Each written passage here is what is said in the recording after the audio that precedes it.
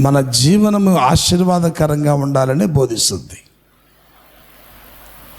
ఆ మాటలు మనము స్వీకరించి ఆ మాటలలో ఉన్న మాధుర్యాన్ని మన హృదయంలో పెట్టుకున్నప్పుడు మన జీవనానికి అది ఎంతో దీవెనకరంగా ఉంటుంది, ఆశీర్వాదకరంగా ఉంటుంది. ద మిడిల్ ఆఫ్ ద వెళ్ళిపోయామండి. వీళ్ళు వెళ్ళిపోయారు మధ్యలోకి. ఎవరు? శిష్యులు దోణికి వెళ్ళారు, మధ్యలో ఉండిపోయారు. వారి మధ్య ఎవరు లేరు? చెప్పినట్టుగా యేసయ్య లేడు. గుడ్. యేసు ప్రభువు ఏమైనా బొమ్మన్నాడా?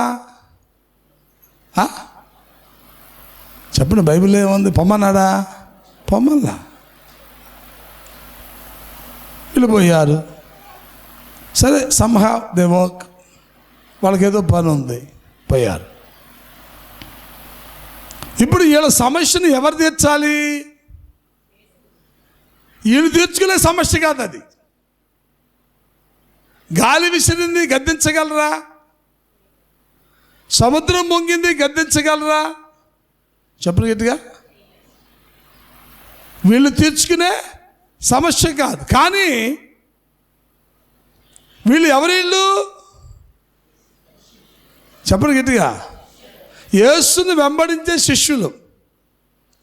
కనుక ఆ యేసు మీద నమ్మకం ఉందనుకో, ఎక్కడ ఉన్నా మా పక్షంగా యేసు పనిచేస్తాడని నమ్మకం వాళ్ళకు ఉంటే వీళ్ళకి వీళ్ళే గద్దించవచ్చు దాన్ని.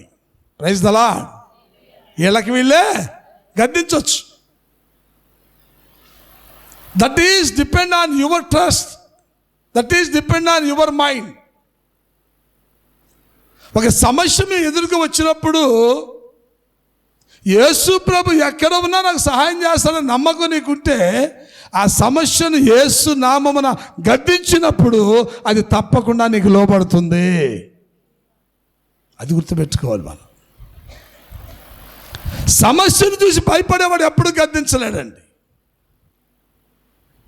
అర్థమైందా మీకు? సమస్యను చూసి భయపడేవాడు ఎప్పుడు గద్దించలేడు, ఎప్పుడు గద్దించలేడు. సమస్య అనేది మీ ఎదుటిగా ఉన్నప్పుడు మీరు ఎవరిని జ్ఞాపకం చేసుకోవాలి? ఎక్కడ ఉన్నా సరే దేవుడు నా పక్షంగా నిలబడతాడు. Praise the Lord. అది గుర్తుపెట్టుకోవచ్చు. ఎక్కడ ఉన్నా ఆయన చూస్తున్నాడు, ఆయన తప్పకుండా నా పక్షంగా నిలబడతాడు అనేది నీ హృదయంలో నువ్వు దృఢంగా నమ్మినప్పుడు ఏం కలుగుతుంది నీకు? ఏ సమస్య అయినా యేసు నామమున నువ్వు గద్దించగలవు. అది ఏ సమస్యనైనా యేసు నామమున నువ్వేం చేయగలవు? గద్దించగలవు. అది నీకు లోపడుతుంది.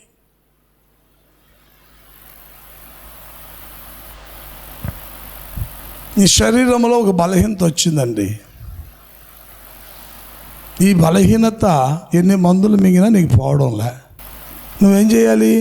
డాక్టర్ గారు సూచి సిద్ధపడండి అమ్మా అని చెప్పాడు. ఆయన సిద్ధపడ్డావేనా? చెప్పండి. డాక్టర్ గారు సిద్ధపడ్డావేనా? ఇంకా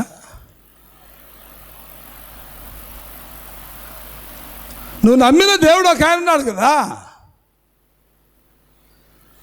ఆయన ఎక్కడ ఉన్నాడు? ఎక్కడ ఉన్నా పర్వాలే. నీకు నువ్వుగా ఆ అనారోగ్యాన్ని గద్దించే ఆత్మ ధైర్యము, ఆత్మశక్తి నువ్వు కలిగి ఉండాలి. అది బైబిల్ చెప్పద్దు.